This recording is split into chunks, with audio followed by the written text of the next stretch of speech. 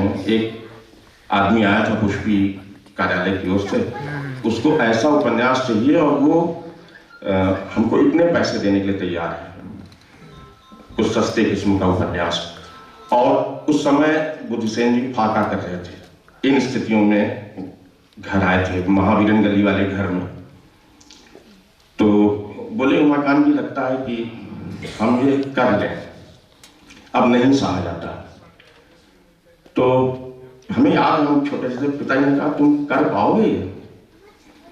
तो फिर पिताजी बोले टुकुर टुकुर देख के आ रहे हो, फिर 10 रुपया निकालो फिर। और उसको लेकर जिसने विश्वास से भर गए वो, तो बोले यही तो हमारी पूंजी है। तो उन्होंने कहा लेकिन लगता है पंडित जी अंततः आदमी टूट जाता है, तो ऐसा ना करें कि समझौते के साथ ही जिए फिर, अगर एक दिन टूट ही जाना है तो बोले तुम्हारी बात से हमको एक संदर्भ याद आ रहा है। 4-5 दरिंदे जुटे हुए हैं एक महिला पे, और ये तय है, सुनिश्चित है कि उसका रेप हो जाना है। बावजूद इसके वो प्रतिरोध करती है, लड़ती है, झगड़ती है, दांत काटती है, मुंह में ठुसा कपड़ा निकाल के गालियां देती है, चिल्लाती है, चीखती चिल्लाती है, बोलती है, शोर करती है, आवाज करती है, इस उम्मीद में कि शायद कोई सुन ले मेरी गुहार। 1% उम्मीद है कि शायद मैं इस स्थिति से उबर जाऊं, जबकि उसको मालूम है कि ऐसा उसके साथ घट जाना है। तो पिताजी ने कहा कि ये सच ये नहीं है कि सच ऐसा हो जाता है उसके साथ, सच ये है कि वो जानते हुए भी उसके साथ ये हो जाएगा, वो लड़ती है, संघर्ष करती है, और ये संघर्ष ही उसका सच है, और यही सच रचनाकार का सच है। और इसी सच को बुद्धसेन पूरे जीवन जीते रहे। उन्होंने जिस तरह से प्रतिरोध में और विक्षोभ के साथ भी अपनी बातें कही हैं, और जितना सादे रंग थे, जितने कच्चे रंग थे, सारे के सारे उड़ गए। जितने कच्चे रंग थे, सारे के सारे उड़ गए। ये मेरे दिल का वर्क इतना कभी सादा न था।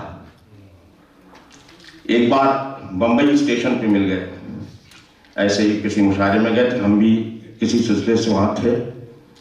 तो अचानक से लोकल से एक नौजवान कट गया, और जैसे ही वो कटा, लोकल 1-2 मिनट के लिए रुकी होगी, और वो भरा गया उसका शरीर, और लेके किनारे चले गए लोग। एकदम डगडगाई आंखों से वो दृश्य देखते रहे, और लगा कि बंबई के चेहरे पे, गले में, आंखों में कोई रेख भी नहीं उभरी। यातायात फिर जैसे था शुरू हो गया। तो बोले यश देख रहे हो, दरिया में वो पहले सी रवानी भी नहीं है, वो शोर मचाता हुआ पानी भी नहीं है, आराम से बहते हुए पानी की सतह पर अब डूबने वाले की निशानी भी नहीं है। और छलछलाई आंखों से जब उन्होंने उसी समय कहा, तो ये लगा कि संवेदना को इस तल पे जीने वाला आदमी, और कभी कभी तो ऐसा लगता था कि बहुत निष्ठुर भी हैं। जबान के जितने मीठे थे उतने कड़वे भी थे। कई बार चीजें बुरी लग जाती थी, और कई बार ऐसा भी होता था कि पंडित जी लगता है कुछ आपको बात नागवार लग रही है। तो उन्होंने बोले कैसे कह रहे हो? तो हम कहें आपकी नाक की पकौड़ी बड़ी होती लग रही है। तो खिस से हंस देते थे बच्चों की तरह। और हमारा शहर जिस तरह से उर्दू जगत में भी उनको सम्मान मिला, ओरिएंट कैंप्स पे जिस तरह से बैठते थे, नैयर भाई को याद करते हैं, कृष्ण बिहारी नूर को याद करते हैं, मनोहर भाई आते थे, कृष्ण बिहारी नूर की कोई किताब छप रही थी, तो उसमें बाकायदे नूर साहब ने उनको अपनी किताब दी कि यार थोड़ा सा नोक पलक देख लेना इसमें। तो नूर साहब से कह रहे हैं कि क्यों आप हमको बेवकूफ बना रहे हैं? बोले कि नहीं भाई, तुम उसी में रहते जीते हो, मैं जिसे उड़ता बिछाता हूं वो गजल आपको सुनाता हूं। दुष्यंत को जिस तरह से वो आत्मसात किए हुए थे, और लबो लहजा खास तौर से जो कृत्रिम हिंदी इस्तेमाल करते हैं या जो फारसी निष्ठ उर्दू इस्तेमाल करते हैं, दोनों से उनकी असहमति थी। बोले हिंदुस्तानी जबान में गजल कहने में क्या दिक्कत है। वो एक उनका है ना कि है आंख में बच्चे के जो ठहरा हुआ आंसू, उसकी तो कोई था लगा भी नहीं सकता।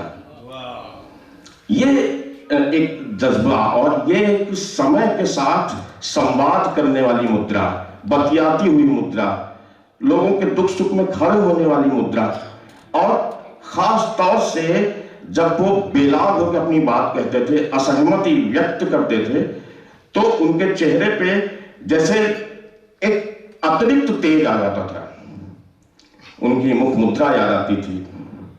मुझे लगता है कि जैसे मैं अभी याद कर रहा हूं तो अहमद फराज कहते हैं कि दिल धड़कने की सदा आती है गाहे गाहे, दिल धड़कने की सदा आती है गाहे गाहे, जैसे अब भी तेरी आवाज मेरे कान में है।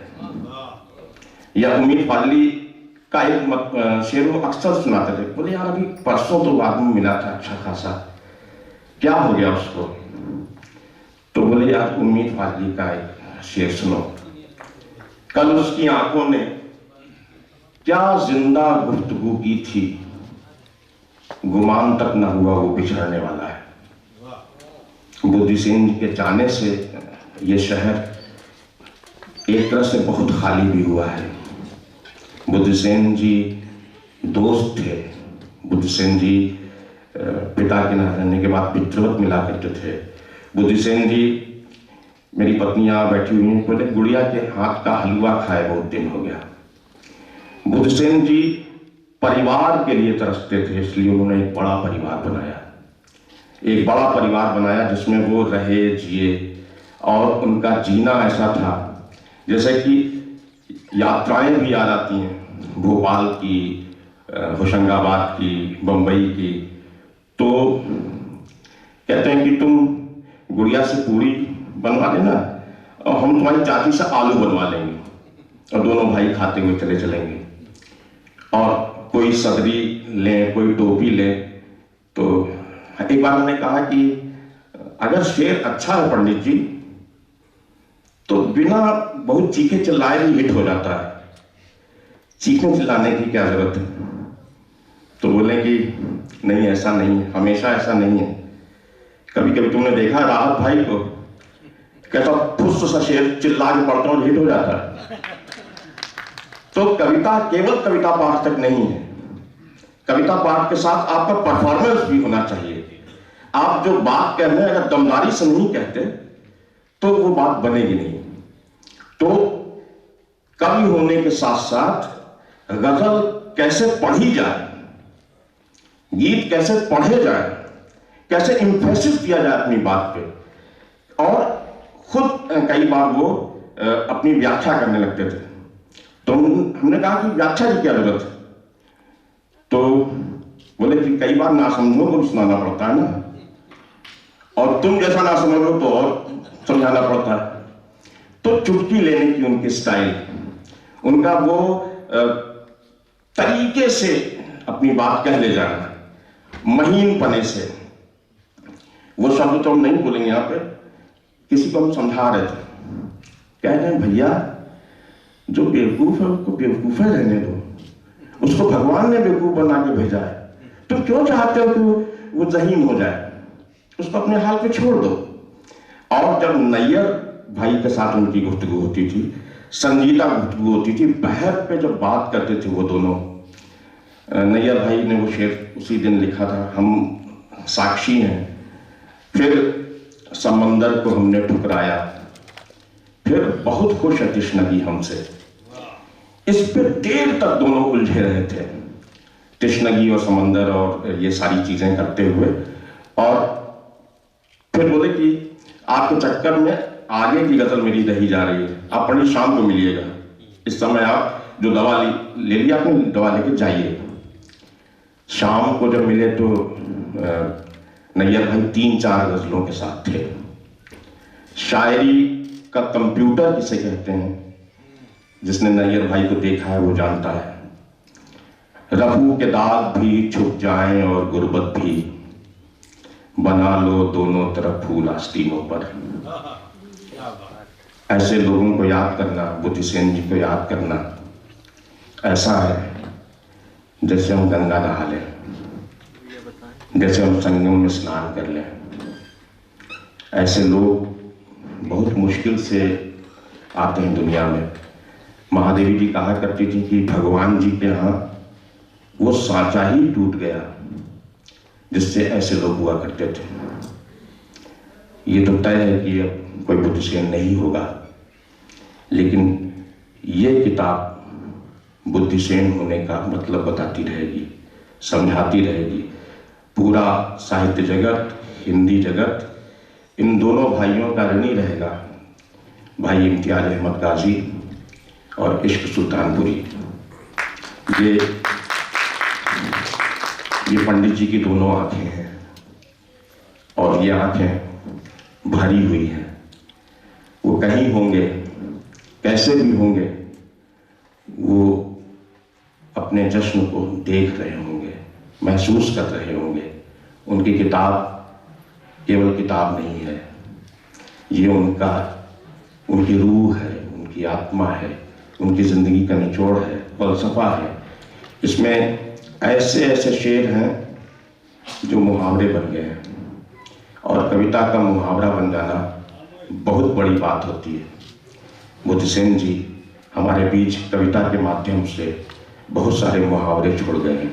वो मुहावरे जिंदगी के हैं, वो मुहावरे इस दुनिया के हैं और इस दुनिया को पार कर जाने वाले भी हैं।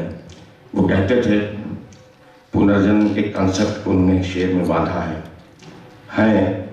समंदर तक बदलते पानियों के सिलसिले, हैं समंदर तक बदलते पानियों के सिलसिले, नाव होगी दूसरे दरिया में इस दरिया के बाद। उनकी नाव जिस भी दरिया में होगी, इस दरिया की लहरें महसूस कर रही होगी। मैं भरे मन से उन्हें अपने प्रणाम देता हूँ, क्योंकि किसी ने कहा भी है, दर्द सारे तमाम हो जाते, हम जो केवल प्रणाम हो जाते। मैं बहुत बहुत प्रणाम करता हूँ और गाजी भाई के प्रति क्या कहें, दिल एकदम बैठ सा जाता है। लेकिन ये साहित्य का उत्सव, ये इलाहाबाद की ही अदा है प्यारे। ये इलाहाबादी है, ये इलाहाबाद में ही संभव है, ये कहीं और नहीं हो सकता। कहीं कोई किसी के लिए जान नहीं देता। यहाँ लोग हैं जो एक दूसरे के प्रति इतना प्यार रखते हैं, इतना स्नेह रखते हैं, और ये इलाहाबाद है। ये प्रयागराज भी नहीं हो सकता, ये इलाहाबाद है, और इस इलाहाबाद में ही ये संभव है। मैं बहुत बहुत बधाई देता हूँ। मन बहुत भरा हुआ है, जो नहीं कह पा रहा हूँ, आशा है प्यास से सहेज लेंगे। मुझे तो लग रहा है कि ये किताब क्या मिली हमें, बुद्धिसेन जी मिल गए। बुद्धिसेन जी की याद को थोड़े से आंसू और कुछ पत्ते बेल के समर्पित करता हूँ। बहुत बहुत प्रणाम।